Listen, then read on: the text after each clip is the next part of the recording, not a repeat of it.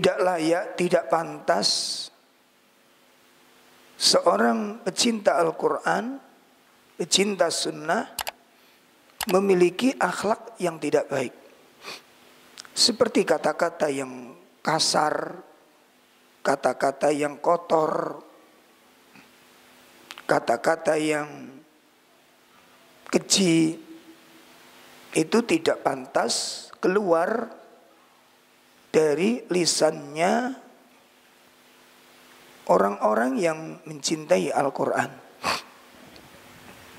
Tidak pantas keluar dari lisannya orang-orang yang cinta kepada sunnah.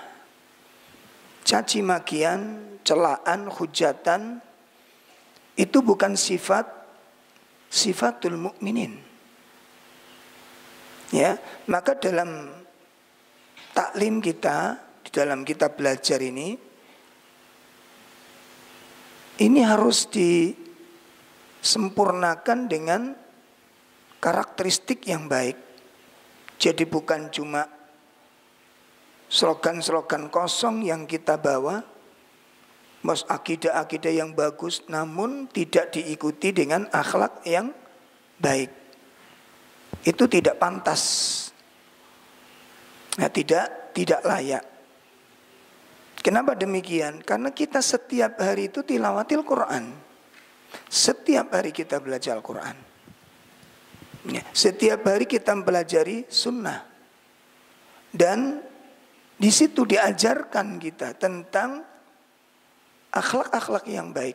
Ada enggak Al-Quran yang mengajarkan kita sifat-sifat yang tercela? Ya. Atau ucapan-ucapan yang buruk. Ya, ucapan-ucapan yang buruk. Ada enggak Al-Quran mengajarkan demikian? Nah, kalau kemudian kita tiap hari belajar Quran, dengarkan nasihat, tapi kita punya sifat-sifat yang jauh daripada Al-Quran, maka ini tidak etis gitu.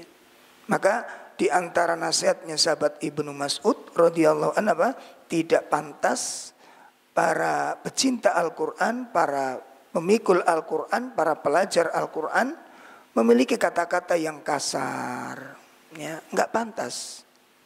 Memiliki kata-kata yang faksha, kata-kata yang keji, kata-kata yang fasik. Nah, itu tidak pantas. Nah, Bapak Ibu sekalian yang dimuliakan Allah, kita akan melanjutkan pembahasan dari kitab Firqatun Najiyah. Dari kitab Firqatun Najiyah. Pada bab yang pertama tentang apa sih yang namanya Firqatun Najiyah itu, sampai pada poin kelima.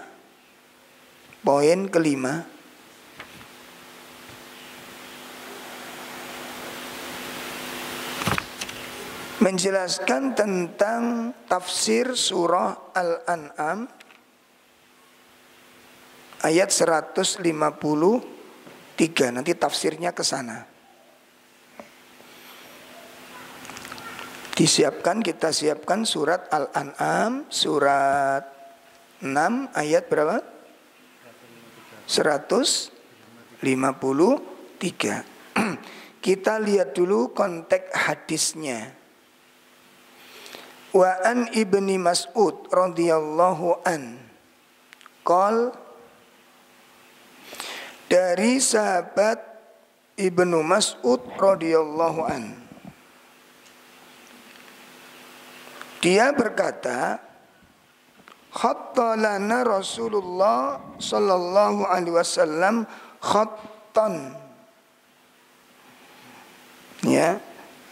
Suatu hari Rasulullah itu pernah membuat sebuah garis lurus bagi kami. Jadi Nabi itu nggambar, ya, di tanah itu dengan garis lurus. Itu di hadapan kepada para sahabat. Di hadapan para sahabat.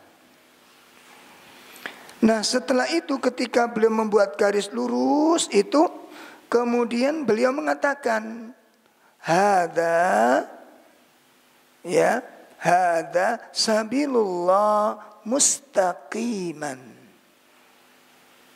Ini adalah jalannya Allah yang lurus. Ya.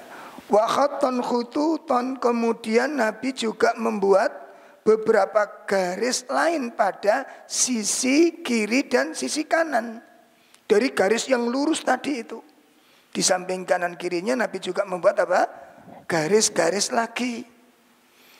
Summa qal, kemudian beliau bersabda, ya, apa kata beliau? Hadhis subul, hadhis subul, ini adalah jalan-jalan yang lain, jalan-jalan yang banyak. Jadi di kanan kiri jalan yang lurus itu ada jalan-jalan yang sangat banyak sekali. Laisa minha sabil illa alaihi syaitan yad'u ilaih. Ya. Kemudian beliau berkata, tidak ada satu pun dari jalan-jalan ini illa melainkan alaihi syaitan, di atas jalan tersebut terdapat setan yang mengajak kepada jalan itu. Jadi jalan-jalan yang ada di sekitar jalan yang lurus yang digambar Nabi pertama kali, itu masing-masing jalan ada apa? Ada syaitan yang mengajak untuk mengikuti jalan yang dirintis oleh syaitan ini. Dan itu banyak jumlahnya. Summa qara'a, kemudian beliau membaca firman Allah Subhanahu wa taala yang ada di dalam surat Al-An'am ayat 153. Jadi setelah Nabi menjelaskan bahwa jalan-jalan yang banyak tadi itu, setiap jalan itu ada syaitan yang ngajak untuk mengikuti jejak tersebut, untuk melewati jalan tersebut, untuk mengambil jalan tersebut. Ya, kemudian beliau membacakan surat Al-An'am pada ayat berapa? 153. Wa anna hadza sirati mustaqiman fattabi'uhu wa la tattabi'us subula fatafarraqa bikum an sabilihi dzalikum wassaqum bihi la'allakum tattaqun. Iya, ada terjemah.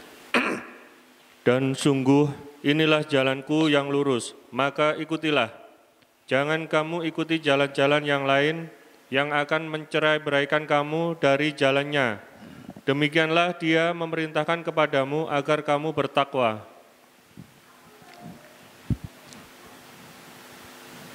Perhatikan. Qala, berkata ulama, hadhil ayah,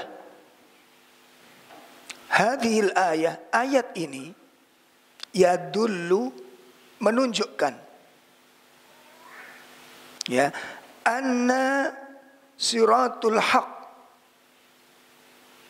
jalan yang benar itu adalah wahid.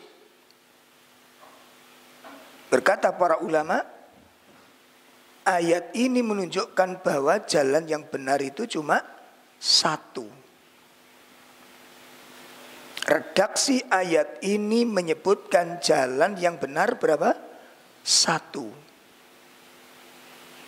Allah sebutkan wa anna hadza sirati mustaqima. Ini adalah jalan yang lurus, yang tadi digambar oleh Nabi pada garis yang tengah. Ini jalan Allah, kata Nabi itu.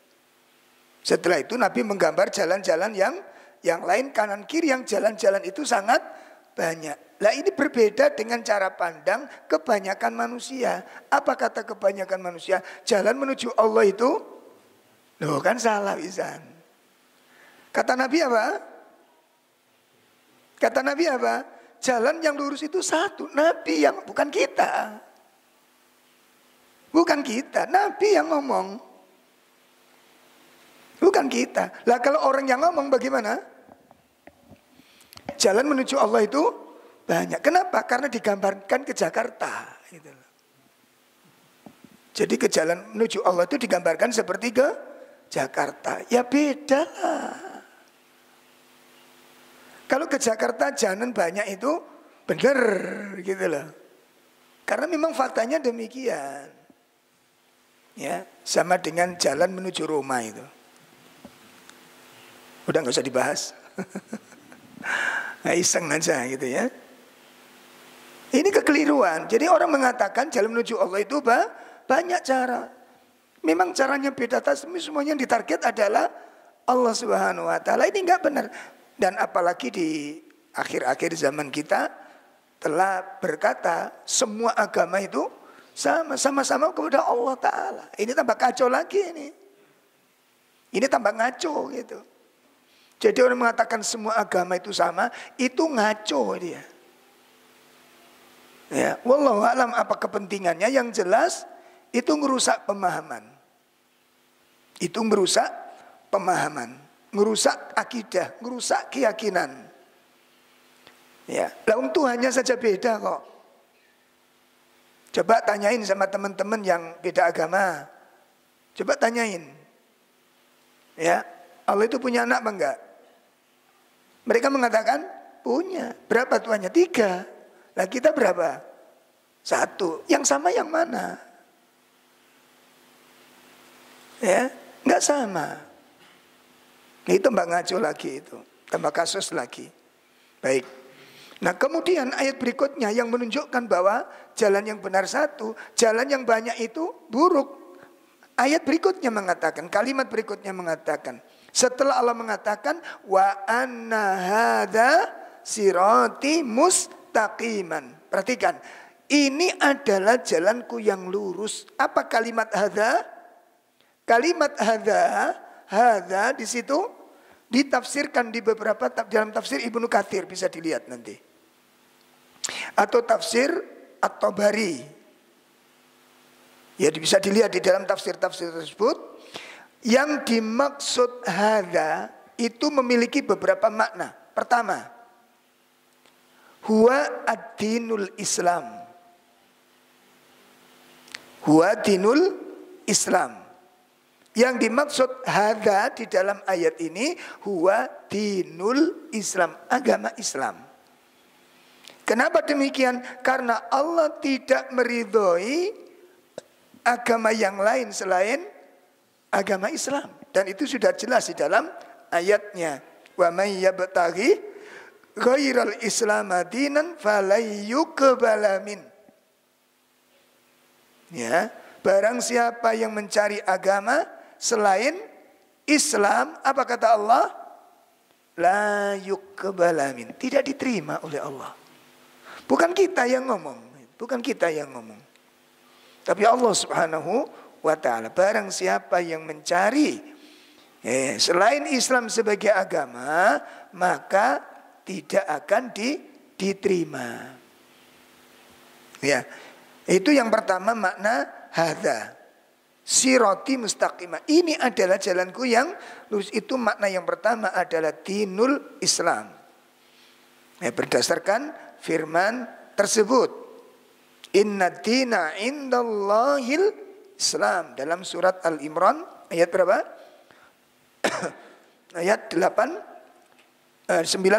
Inna dina indallahil Islam. Agama di sisi Allah adalah agama Islam.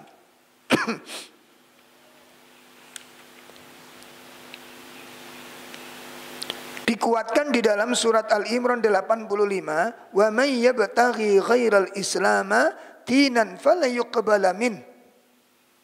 Ya.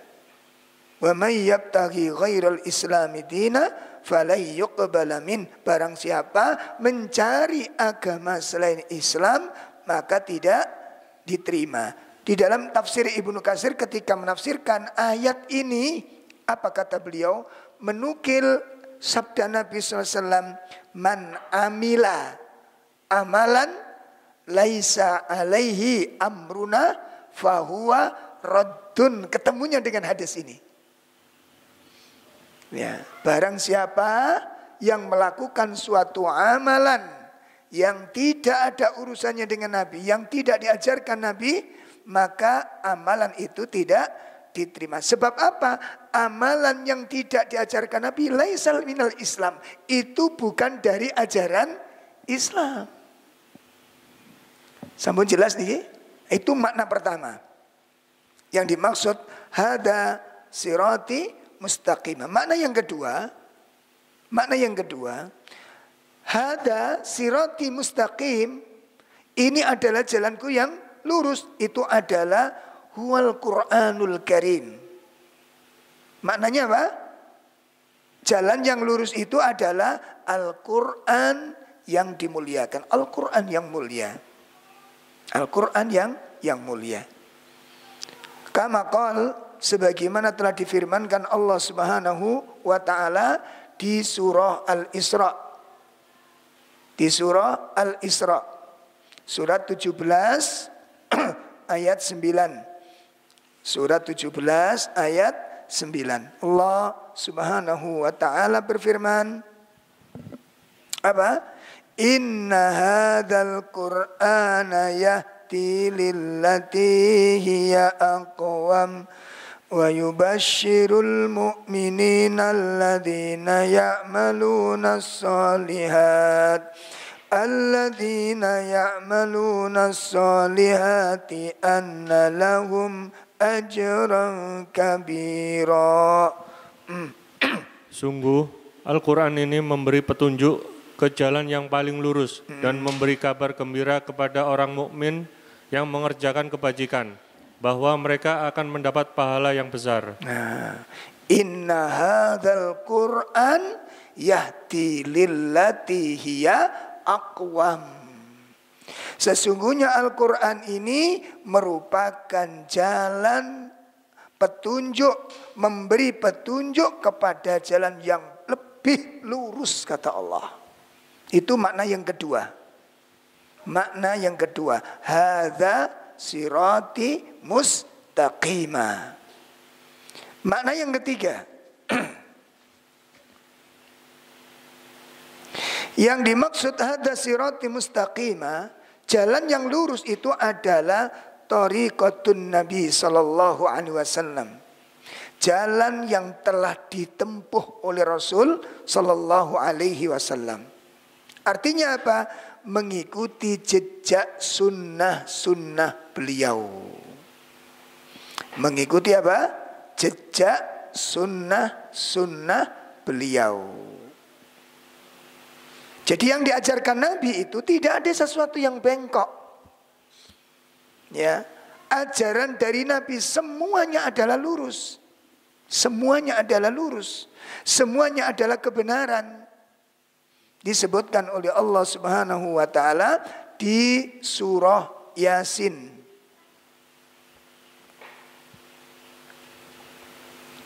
Di surah Yasin ayat yang ketiga dan keempat. Surah Yasin ayat 3 dan ayat 4. Allah Subhanahu wa taala mengatakan, innaka laminal mursalin ala siratim mustaqim. Sungguh engkau Muhammad adalah salah seorang dari rasul-rasul yang berada di atas jalan yang lurus. Masya Allah. Allah katakan dengan jelas, sesungguhnya engkau Muhammad laminal mursalin. Apa kata Allah? Engkau merupakan benar-benar dari kalangan Rasul. Ya, engkau Muhammad benar-benar dari kalangan para rasul. Ala siratin mustaqim, yang berada di atas jalan yang lurus. Maka yang ketiga yang dimaksud siratul mustaqim tadi apa? Apa Ibu? Jalan yang ditempuh oleh Nabi SAW. Jadi Nabi itu ngajarkan apa saja. Ya, maka yang diajarkan Nabi itu adalah suatu kebenaran. Itu adalah al-haq. Sampai ada satu riwayat ketika Nabi bercanda. Ketika Nabi bercanda. Rasulullah itu punya juru tulis. Salah satunya diantaranya Abu Hurairah. Ada siapa namanya? Handolah. Ya, sahabat Handolah itu juru tulisnya. Dan banyak lagi. Ya, jadi kalau Nabi ngomong dicatat, disimpan itu. Nah, satu saat Nabi itu bergurau, Pak, dengan beberapa para sahabat. Lah, sahabat yang dibagai tukang nyatet niki nanya kepada Nabi, "Ya Rasul, apakah aku harus mencatat gurauan yang Anda lakukan tadi?" Guyon, tahu guyon ya? Nabi bergurau dengan para sahabat. Yang bagian nyatet tanya, "Ya Rasulullah, apa perlu saya catat ini? Guyon jenengan tadi, apa perlu saya catat?" Apa kata Nabi? "Uktub, catat." Masya Allah. Guyon ya Nabi, catat kata Nabi. Kenapa? Tidak ada yang keluar dari lisanku illal haq. La yakhruju min lisani. Tidak ada yang keluar dari lisanku kecuali itu adalah kebenaran. Sampai guyonnya Nabi pun menjadi, nah, nek sampean guyone ngono ndak apa-apa, silakan gitu. Guyon kadang-kadang guyon itu kememelan. Awas hati-hati tulis ngopi guyon niku lho nggih. Saya lihat sampai kadang-kadang sudah keluar batas itu. Hati-hati. Tergelincir fasik kita. Kadang-kadang jorok. Ya, saya dengar itu di beberapa teman-teman. Kadang-kadang jorok, Pak. Maka kalau guyon, hati-hati. Hati-hati. Wong guyon niku kadung memel niku, Pak. Napa ngertos memel? Napa memel niku napa, Pak?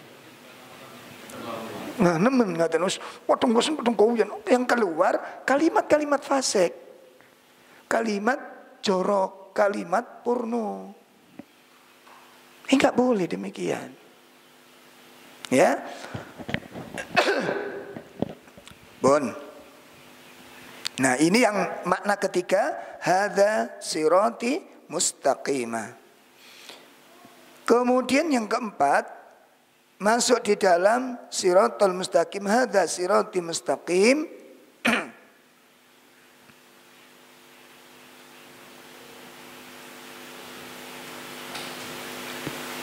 Adalah ittiba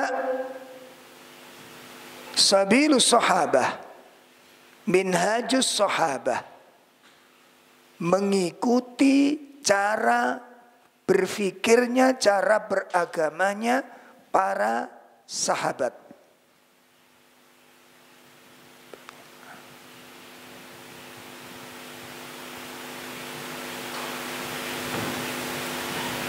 Ya, mengikuti jejaknya cara memahami agama yang dipahami oleh para sahabat.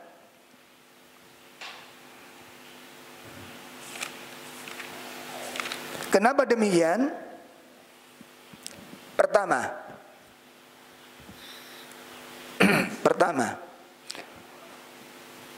imannya para sahabat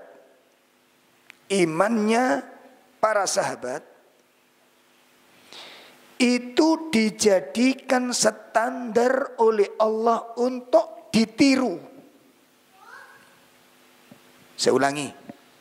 Kenapa kok kita mengikuti cara pemahamannya para sahabat? Pertama apa? Apa tadi? Imannya para sahabat dijadikan standar untuk ditiru. Jadi kalau kamu beriman seperti imannya para sahabat, kamu akan mendapat hidayah.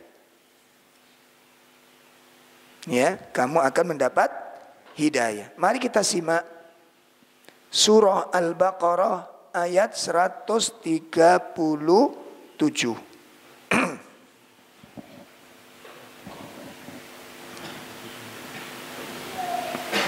Al-Baqarah 137.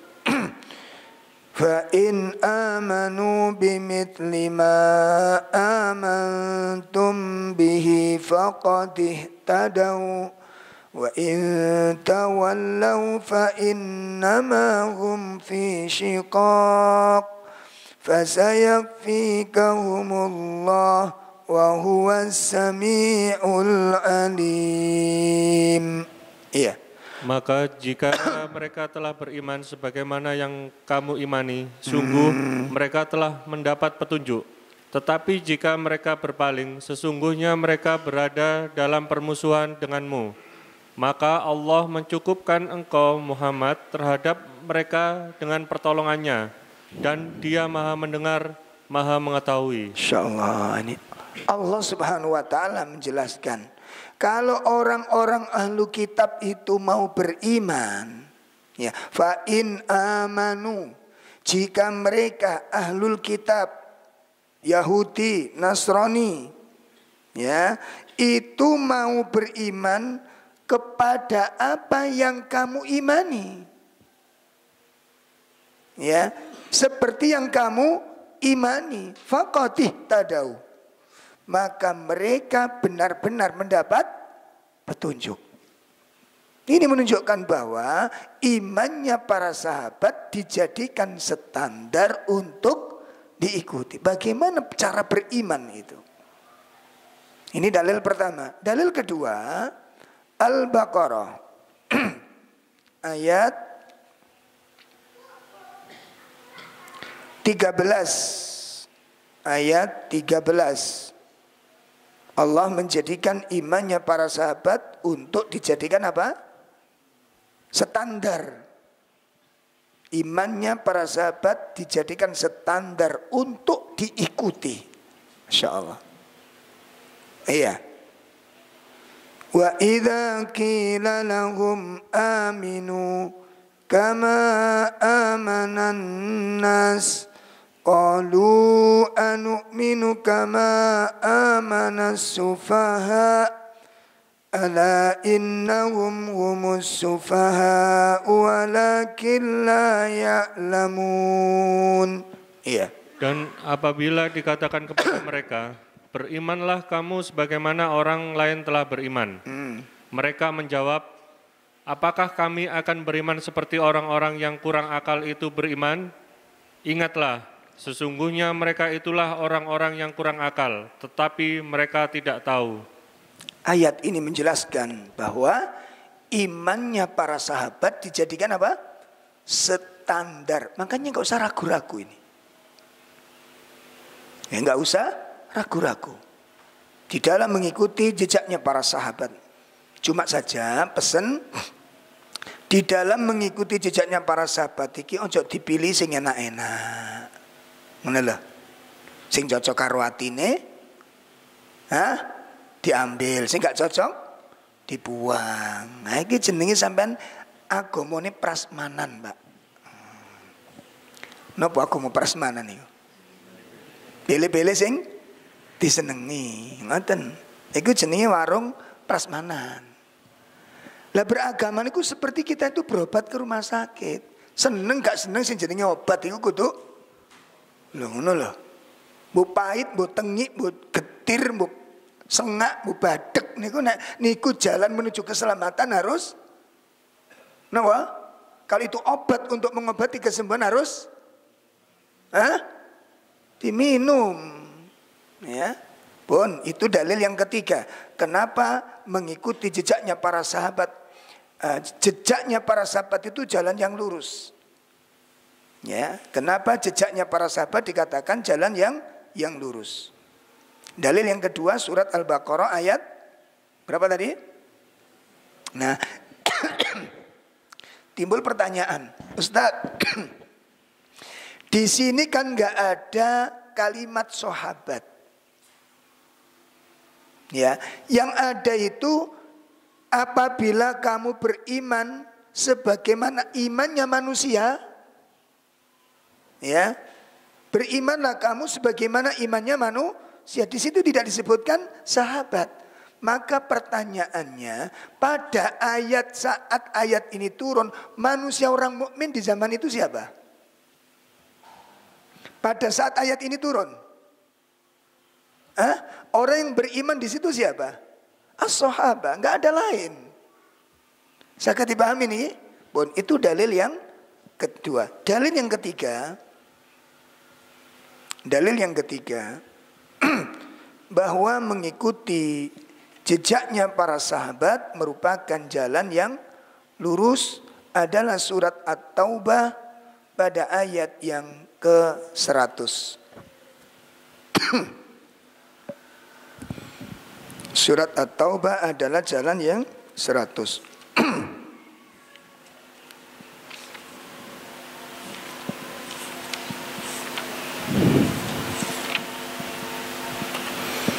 Sudah ketemu?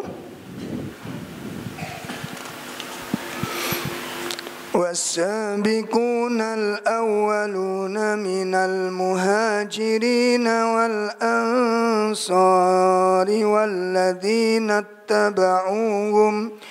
والذين اتبعوهم بإحسان رضي الله عنهم ورضوا عنه وأعد لهم جنات تجري تحتها الأنهار خالدين فيها أبدا ذلك الفوز العظيم. Nah. Dan orang-orang yang terdahulu lagi yang pertama-tama masuk Islam di antara orang-orang muhajirin dan ansor dan orang-orang yang mengikuti mereka dengan baik. Allah ridho kepada mereka dan mereka pun ridho kepada Allah. Allah menyediakan bagi mereka surga-surga yang mengalir di bawahnya sungai-sungai. Mereka kekal di dalamnya selama-lamanya, itulah kemenangan yang agung. Insya Allah, tambah jelas nih ayat ini. Tambah jelentreh. Dengan terang-terangan, dengan vulgarnya Allah menjelaskan. Apa? Was-sabiqunal awwalun. Generasi pertama kali yang masuk Islam. Minal muhajirin. Dari kalangan muhajirin. Wal ansor. Ini ansor zaman dulu. Ya. Ini ansor di zaman Nabi. Karena beda. Bedanya bainal masyriqi wal maghrib. Allah. Bon. Orang-orang yang pertama kali masuk Islam dari kalangan muhajirin dan kaum ansor. Dan perhatikan, berarti berapa golongan ini? 2. Walladzina taba'uhum bi ihsan. Dan orang-orang yang mengikuti mereka dengan cara yang baik. Perhatikan. Pertama yang dijamin oleh Allah siapa? 2 golongan yang dijamin oleh Allah. Kaum muhajirin dan kaum ansor. Ini jaminan dari Allah. Dan siapa? Allah tambahkan 1 golongan lagi. Siapa, Pak? Orang-orang yang mengikuti mereka dengan benar. Mengikuti mereka dengan benar. Apa kata Allah? Berarti ada berapa golongan di sini? Ada 3 golongan. Golongan pertama orang muhajirin, golongan pertama orang ansor. Perhatikan Ibu, perhatikan Bapak, kalimat muhajirin, kalimat ansor ini bukan nama sebuah kelompok manusia. Ini istilah. Orang-orang muhajirin, kenapa disebut muhajirin? Karena mereka meninggalkan negerinya. Kenapa disebut ansor? Karena mereka menyambut muhajirin, bukan membuat golongan muhajirin. Kok krungu ngene sampean melok gawe organisasi muhajirin ngono. Bukan. Ini istilah. Saged dipahami niki? Harus hati-hati. Kok pengen gawe komunitas, kita buat ormas baru. Ormas namanya napa? Muhajirin. Engkau ketemu surat Al-Imran, wala tamutunna illa wa antum muslimun. Jangan kau mati kecuali dari sebagai seorang muslim. Akhirnya punya ide lagi. Kita membuat organisasi namanya Muslimun.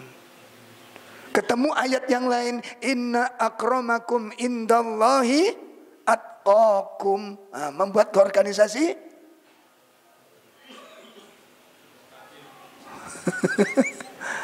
bukan. Itu bukan sebuah nama, sebuah organisasi. Itu istilah untuk membedakan pendatang dengan apa niku? Untuk membedakan pendatang dengan apa? Pribumi, ngaten loh. Untuk membedakan saja itu. Bukan kemudian para sahabat membuat organisasi muhajirin atau membuat organisasi ansor. Bukan. Pun perhatikan. Nah, ketika Allah membicarakan 3 golongan ini, Allah memberikan jaminan. Allah memberikan jaminan. Radhiyallahu anhum wa radu'an. Allah ridho kepada mereka dan mereka pun ridho kepada Allah. Makanya 3 golongan manusia yang dimuliakan Allah ini dalam beragamanya gak menggunakan logika, Pak. Dengar perintah, jalankan. Dengar larangan, jauhi. Sudah begitu aja mereka. Kok dipikir-pikir? Enggak. Seperti tadi siang kita bikin guyonan di Sidoarjo itu. Ya, Al-Quran menjelaskan summastawa alal ars. Kemudian Allah beristiwa di atas ars. Allah tinggal di langit. Itu keyakinan Al-Quran. Itu keyakinan ulama 4. Imam 4 menyatakan Allah ada di arsnya. Timbul orang-orang cerdas datang. Kalau Allah itu tinggal di langit, Allah tinggal di langit yang keberapa? Iku jenenge jenius.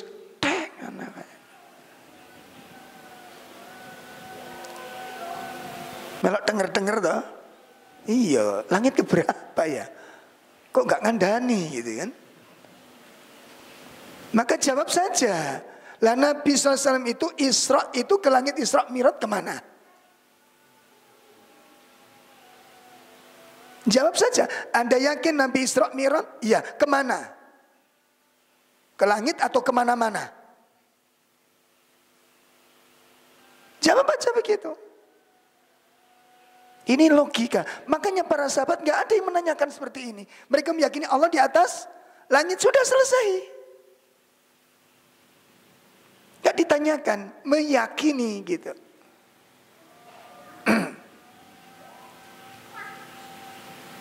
Insya Allah.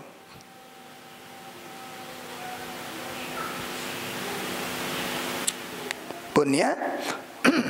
Nah ini jaminan dari Allah Subhanahu wa taala dalam konteks Al-Qur'an yang mengatakan mengikuti jejaknya para sahabat merupakan mengikuti jalan yang, sehingga kesimpulannya ini dalil-dalil, belum selesai dalilnya ini. Belum selesai, nanti akan kita lanjutkan sedikit dalilnya tentang jalannya para sahabat adalah jalan yang lurus. Hada sirati mustaqimah. Pun itu dalil yang keberapa? Dalil keberapa? Dalil ketiga. Dalil keempat. Qala Ibnu Mas'ud radhiyallahu an. Berkata sahabat Abdullah Ibnu Mas'ud radhiyallahu an.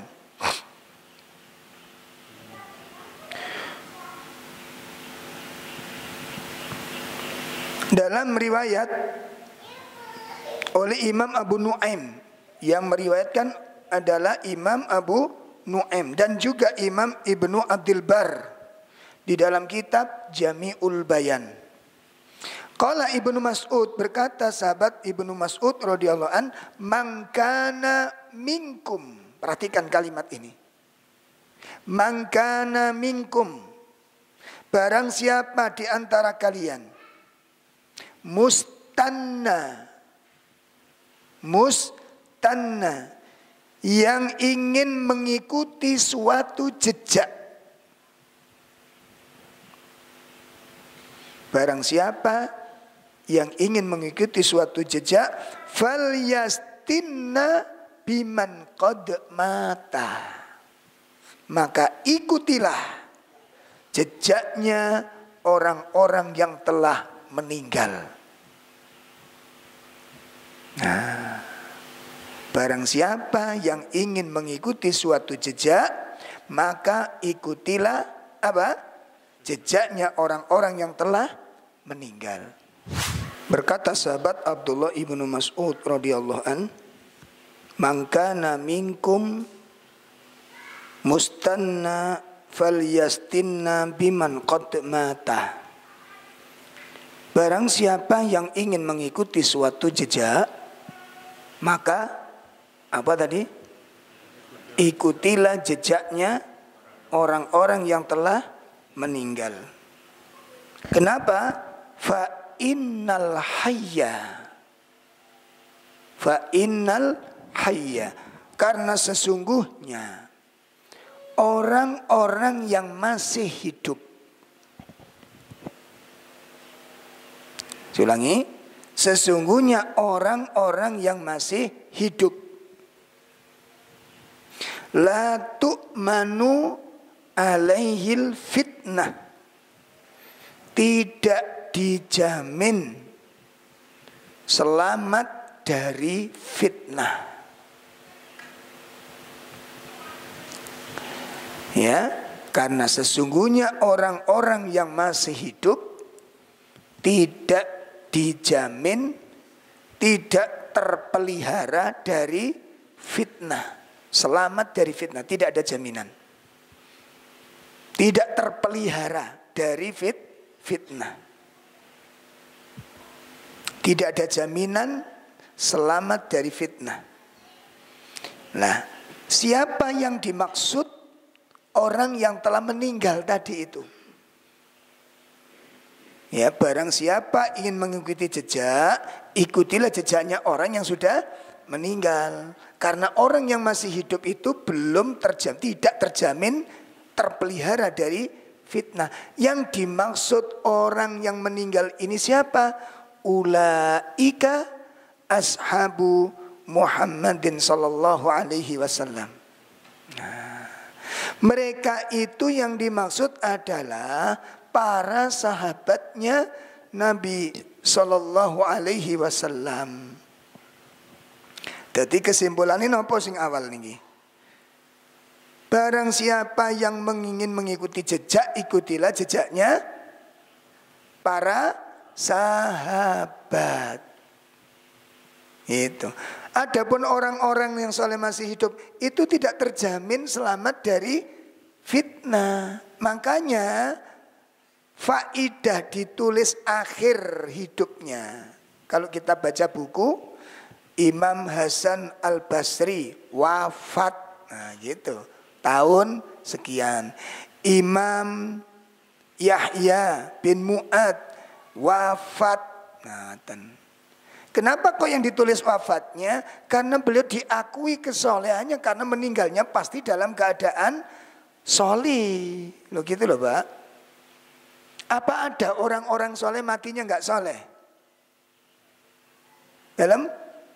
Ada nggak orang-orang soleh matinya nggak soleh? Banyak, loh gitu loh. Oh, itu ulama-ulama di zaman dulu banyak itu. Seperti Abdullah Al-Qasimi. Terus siapa itu dikisahkan di dalam kitabnya, siapa itu? Ya Allah, ada kajian Ustaz Zainal Abidin itu.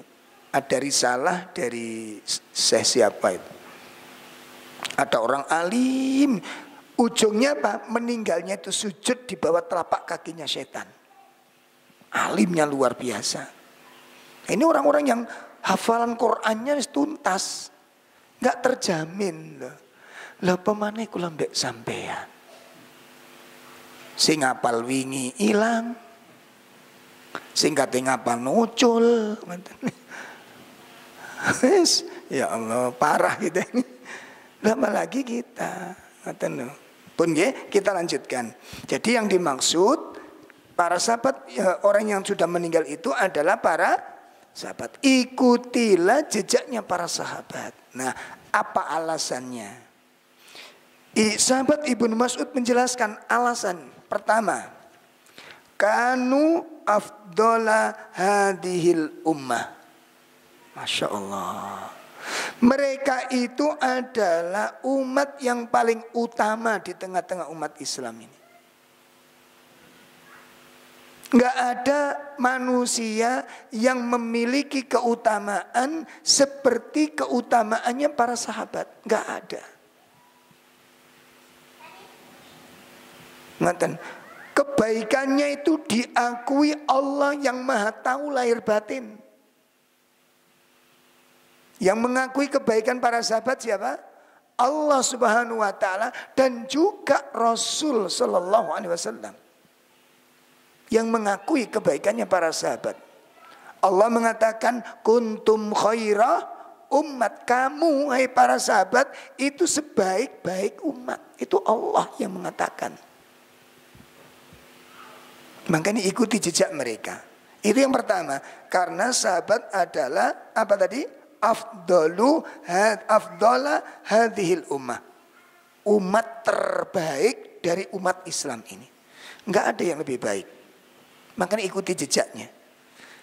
Yang kedua apa? Wa abarroha kuluban. Wa abarroha kuluban. Para sahabat itu orang yang paling baik hatinya. Insya Allah. Tolong hadirkan siapa hatinya lebih baik dari para sahabat. Yang paling sempurna mentaati Allah dan Rasul. Ya, makanya jangan menyimpang. Menyimpang mereka gak karu-karuan agamanya nih. Kita lihat sekarang kan.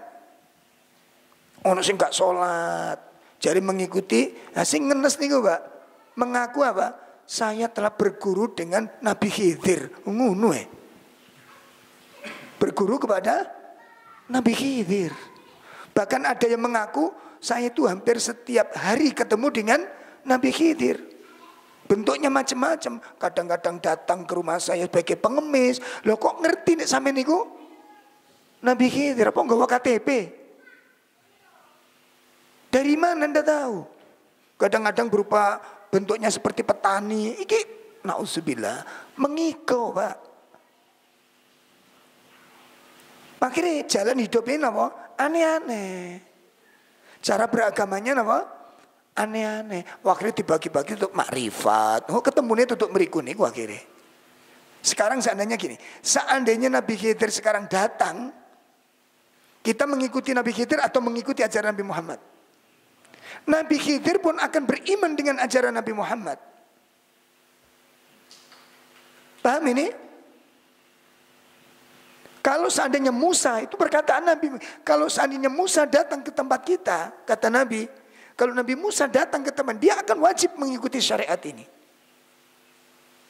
Makanya Nabi Musa nanti datang untuk menghancurkan apa? Salib-salib. Dan dia masuk apa? Islam. Nabi Isa masuk ke dalam Islam. Masya Allah. Tidak mengajarkan Nasrani, mengajarkan keislaman. Nah, ini yang aneh-aneh ini. Pun itu alasan yang kedua. Kenapa para sahabat dikatakan manusia terbaik? Karena mereka adalah seutama-utama umat ini. Dan yang kedua apa? Wa abarroha kuluban. Yang paling bagus hatinya. Manusia terbaik hatinya. Itu bisa kita baca nanti Pak. Bisa kita baca dalam riwayat itu. Yang ketiga apa alasannya? Wa a'maqaha ilman. Para sahabat adalah orang yang paling dalam ilmunya. paling mendalam ilmunya, paling paham kepada agama. Kenapa? Karena beliau langsung belajar kepada sumbernya. Tafsirnya para sahabat, tafsirnya belajarnya kemana? Para sahabat menafsirkan Al-Quran, tafsirnya dari mana? Dari Rasul SAW.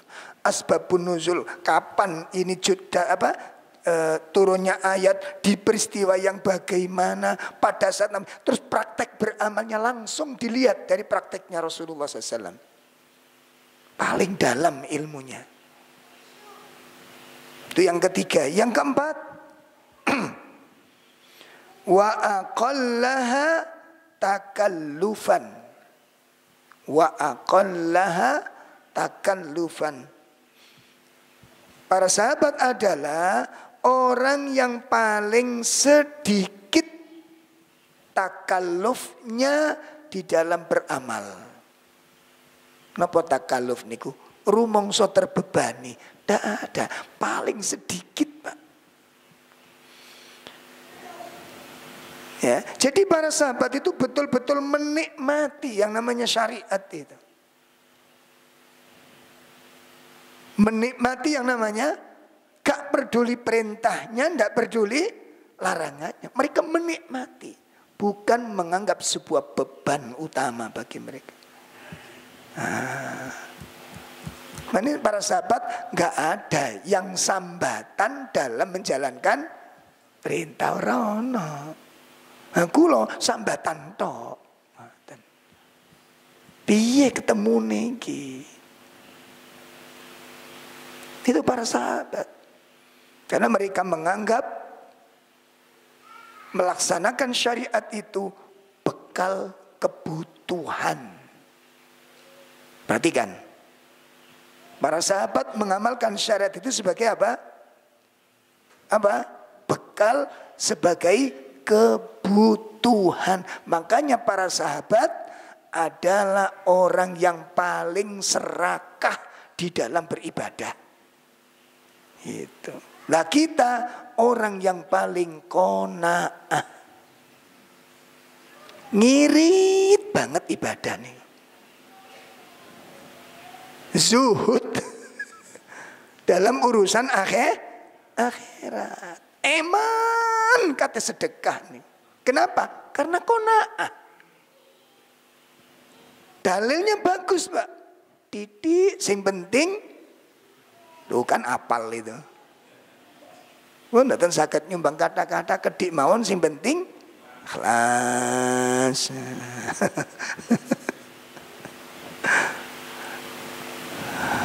Ditodong sedekah 1 kali, todong 2 kali, sambat mpun kula tok ngoten.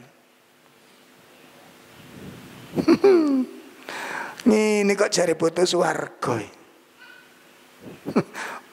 Nek kula engko ambek sampean niku oleh wis ini swarga lumayan, Mbak, ngoten. Wong ibadah iku eman, ibadah iku ya Allah. Ya sama dengan sedekah nih. Nek semen sedekah niku eman, itu sebenarnya, Pak, ngapunten, kebakhilan itu untuk diri kita.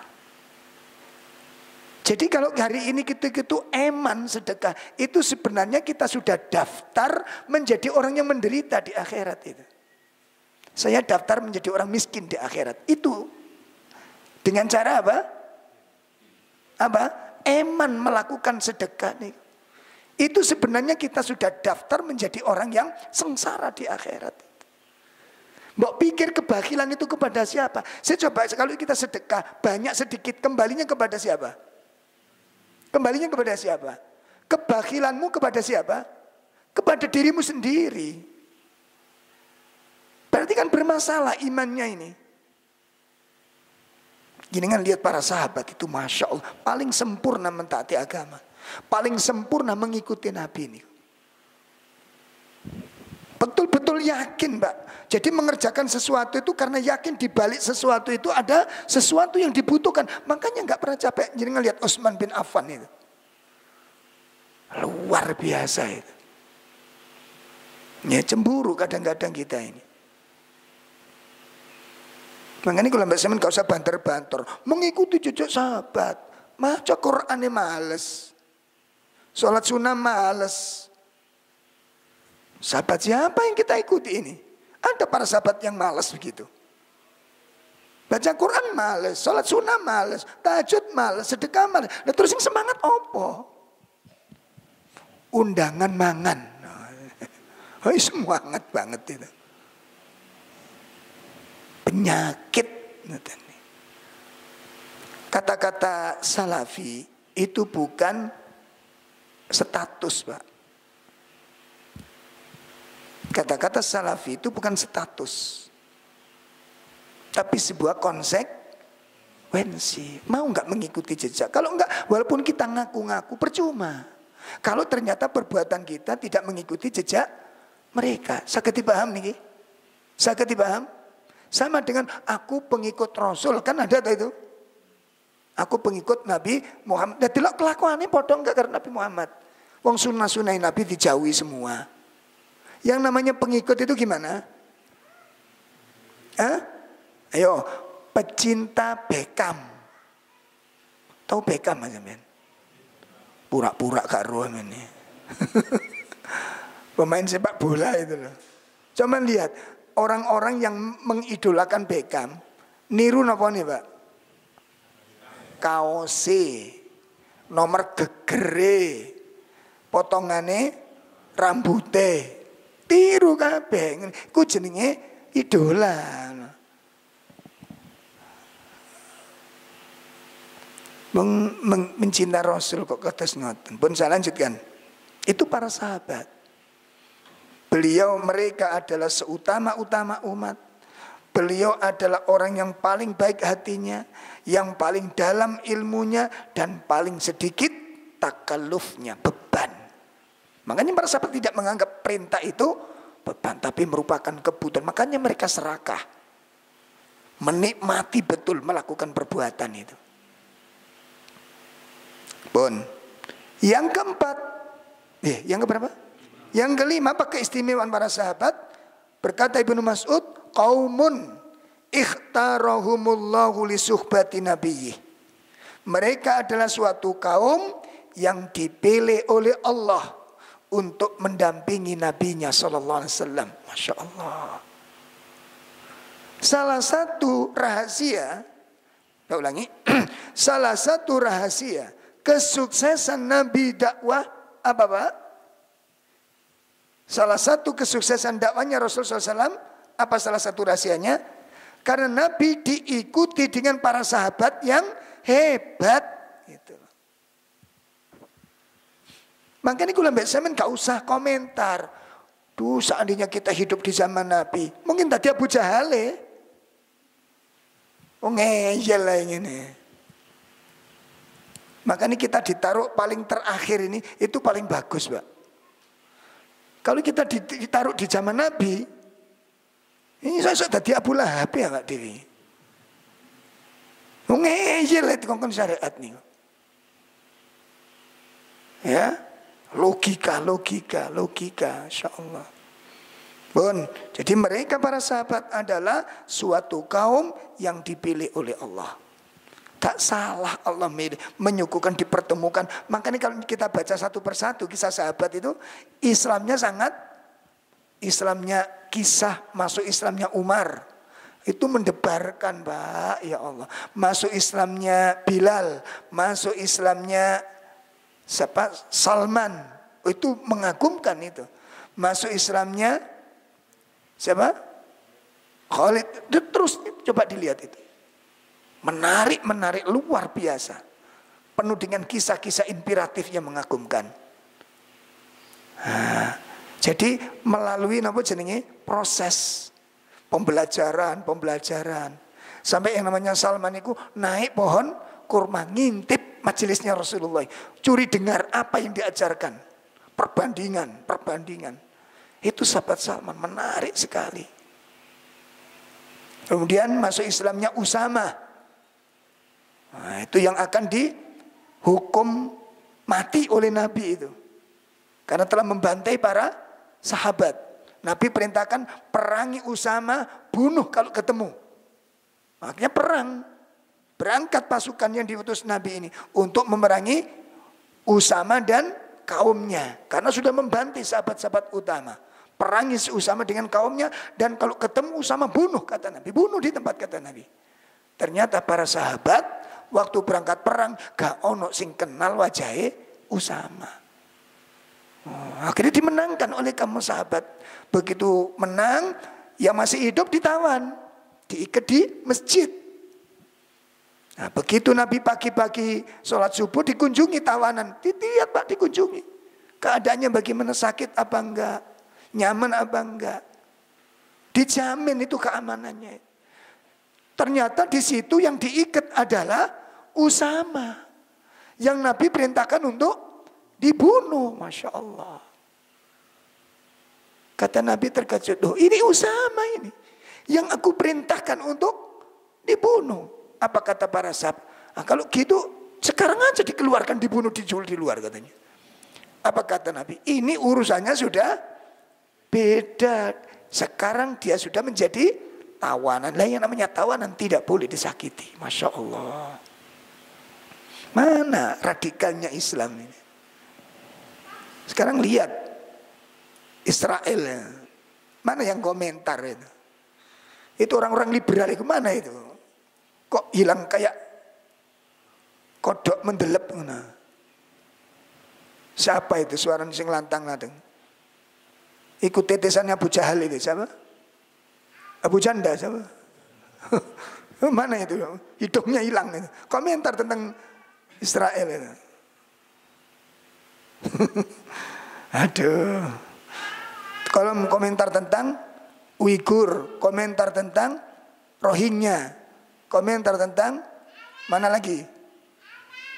Umat Islam yang dibantai habis itu. Komentar itu. Masya Allah. Pun saya lanjutkan. Jadi para sahabat itu adalah kaum yang dipilih oleh Allah untuk mendampingi nabinya. Wa iqamati dinihi. Sahabat yang dipilih oleh Allah untuk menegakkan agamanya. Ya, mendampingi Nabi dalam rangka menegakkan agamanya. Ini manusia pilihan. Yang milih siapa? Allah Jalla wa'ala. Yang milih sahabat untuk menjadi sahabatnya Rasulullah itu Allah Ta'ala. Dipilihkan satu persatu, dikirim kepada Nabi SAW. Ya, nggak main-main ini, Pak. Oleh karena itu, nah, kata sahabat Ibnu Mas'ud, fa'arifu lahum fadlahum. Kenalilah keutamaan mereka. Kenalilah keutamaan mereka. Ngerti yo keutamaannya para sahabat, kenali keutamaan para sahabat itu.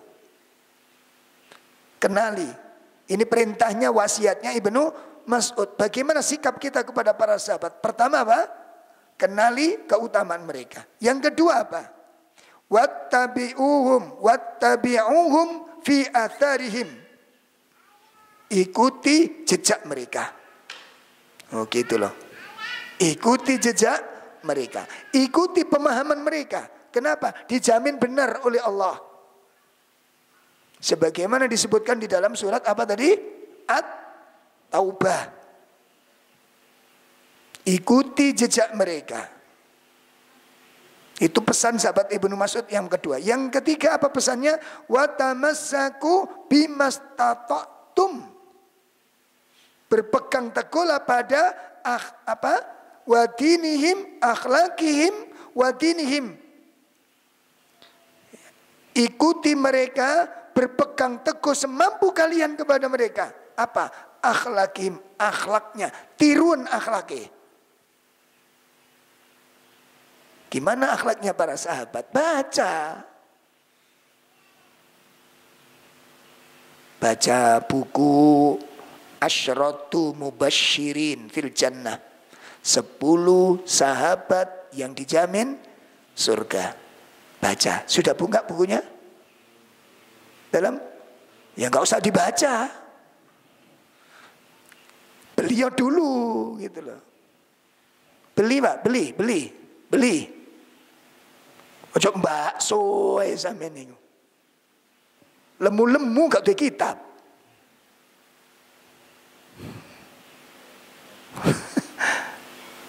Ayo beli kitab.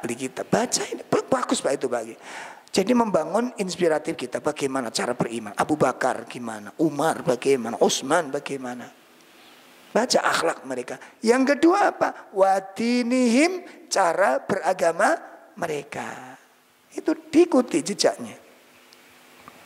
Nah setelah itu, kenapa kok kita harus mengikuti akhlak mereka, meniru karakter mereka, mengikuti jejak mereka? Kenapa? Sahabat Ibnu Mas'ud mengatakan, fa innahum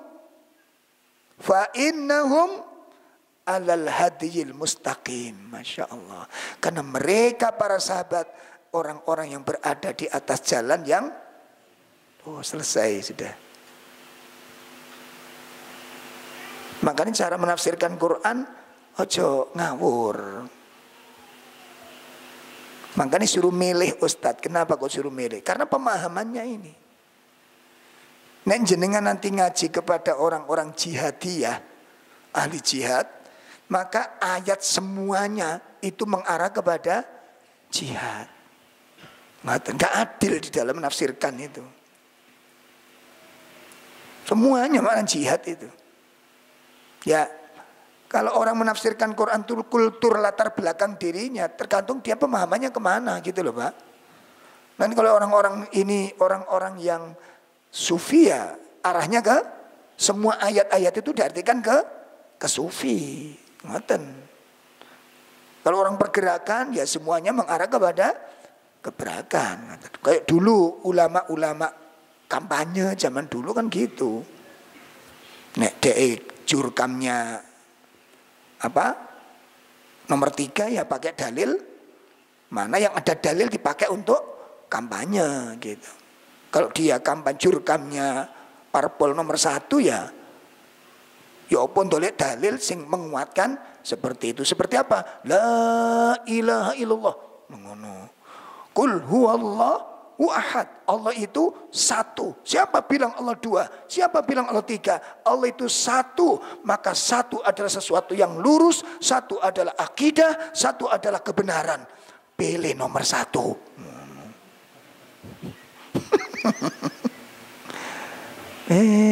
Lambe comberan. Itu kerusakan, Pak. Makanya tidak boleh gegabah di dalam mengambil ilmu. Jihadiyah ya jadi jihad. Ya. Saya mengikuti jihadiyah ini 12 tahun, Pak. Belajar ulama jihadiyah. Wes jihad tok ngaji nih. Pokoknya gak jihad niku dereng utama, Pak. Ngaji fikih, fikih. Jihad. Materi enak gitu ya. Contohnya ku anfusakum, ya. Kewajiban seorang muslim kepada keluarganya, jagalah keluargamu dari api neraka. Nah ini termasuk perintah jihad. Kenapa? Coba nek acara undangan wali mahitan satu misal itu materi ini sing pas nopo? Kenapa? Khitan. Anak kita dengan khitan itu diajari jihad. Kenapa? Terluka. Dilatih untuk melihat tetesan darah. Artinya ngono, serem-serem gitu nih. Karena memang jiwanya apa? Jiwa jihad. Ayatnya nggak begitu. Coba dibaca ayatnya. Luar biasa maknanya itu. Jelas ya? Jadi kita lihat background, latar belakang seorang dai itu latar belakangnya kemana. Makanya kalau ahli sunnah itu akan adil di dalam dalil. Ahli sunnah adil di dalam ayat jihad dijelaskan. Ya. Bukan ayat-ayat yang mengajak kita bertakwa jadi khilafah. Ramadan khilafah, Idul Fitri khilafah, kurban khilafah. Kenapa? Karena karakternya mandatnya manhaj khilafah. Jadi semua itu dibawa ke arah khilafah. Kalau nggak masih khilafah belum dikatakan ngaji itu. Jelas ya? Baik. Ini tafsir dari poin yang kelima dari surat penjabaran, dari surat apa tadi? Al-An'am ayat berapa? 153. Kita masih lanjutkan penjelasan nasihat Ibnu Mas'ud insyaallah bulan depan. Nasihat yang kedua ini karena sangat menarik untuk kita pahami sehingga untuk menguatkan hati kita dalam mengikuti jejaknya para sahabat. Ya, untuk menguatkan pemahaman kita supaya enggak ragu-ragu, supaya enggak keliru, enggak bimbang. Kenapa harus mengikuti jejaknya para sahabat? Pemahamannya para sahabat kenapa? Enggak ngawur ini ya. Ada dasar yang mendasarinya. Saya kira ini dulu, insyaallah nanti akan kita lanjutkan penjelasan keterangannya. Bagaimana ulama-ulama mengingatkan kita dalam masalah ini. Ya, tolong diingatkan nanti Pak Sony. Bulan depan kita akan mengupas nasihat Ibnu Mas'ud. Lanjutan apa? Nasihat Ibnu Mas'ud tentang wajibnya mengikuti pemahaman para sahabat. Nah, itu nasihat yang pertama. Nasihat yang kedua, nasihat Imam Ibnul Qayyim. Yang kedua nasihatnya siapa? Imam Ibnul Qayyim yang menyatakan bahwa jalan yang lurus itu satu. Jalan yang lurus itu satu. Dan akan didukung dengan nasihat-nasihat para ulama-ulama yang lainnya insyaallah. Demikian kurang lebih mohon maaf. Wa sallallahu ala nabiyyina Muhammad. Subhanakallahumma wa bihamdika asyhadu an la ilaha illa anta astaghfiruka wa atubu ilaik. Assalamualaikum warahmatullahi wabarakatuh.